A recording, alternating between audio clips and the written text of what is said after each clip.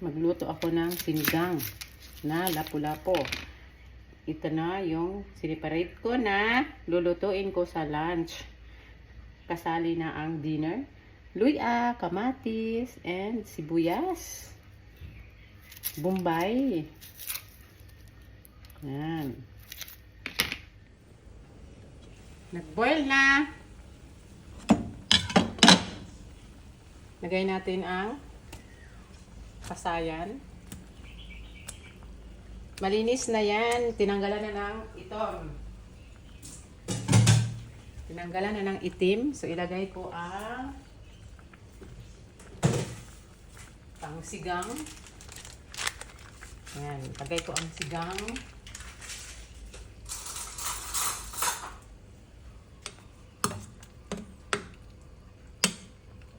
Lagyan ko muna yan ng talong. Talong. Slice muna ako ng talong. Meron akong talong dito. Presko na presko yung talong. Lagay na natin ang talong. Saka yung sa sibuyas dahunan. Ito yung sinigang ko. Ayaw mo pagbuot. Isda lang, tapos shrimps, pasayan. And then lagay ko ang sitaw. Ayan, tapos kangkong. Ulahin na yan mamaya pag yung lang niya, stock lang niya, kaya medyo matigas. Unahin natin yung stock, yung dahon mamaya na. Malapit ng alas 12. Gutom na si Tart ko. Asawa ko ba? Tikman muna natin.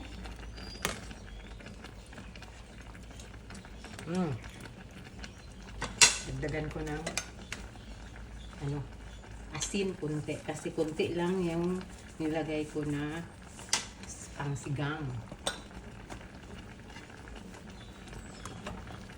Lagyan ko ng asin konti. Lagyan ko ng black pepper konti. Black pepper. Diba? Saan kayo ng sinigang na may black pepper?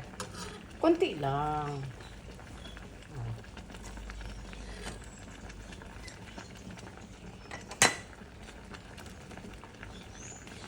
Cover muna natin saglit.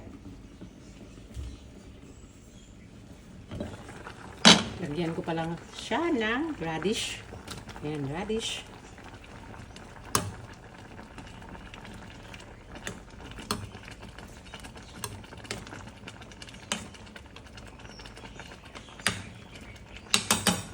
Radish.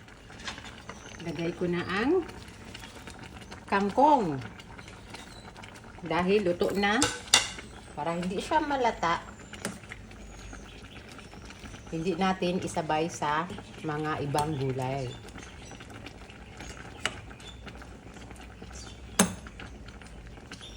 Boil natin a few minutes. Or 1 minute lang. Ayan, luto na siya. Off ko na. Kaya malata na yung gulay ko. Diba?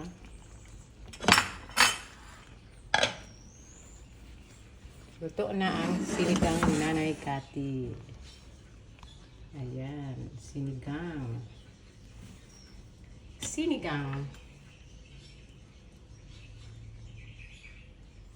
So, kakain na kami ng asawa ko.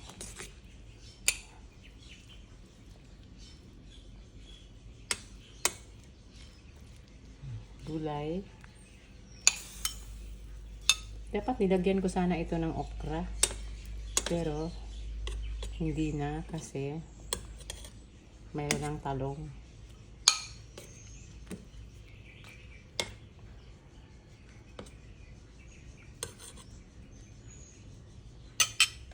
Luto na ang sinigang ni Nanay Cathy. Kakain na kami ng asawa ko kasi yung mga anak ko nasa school. May sabaw. Ayan.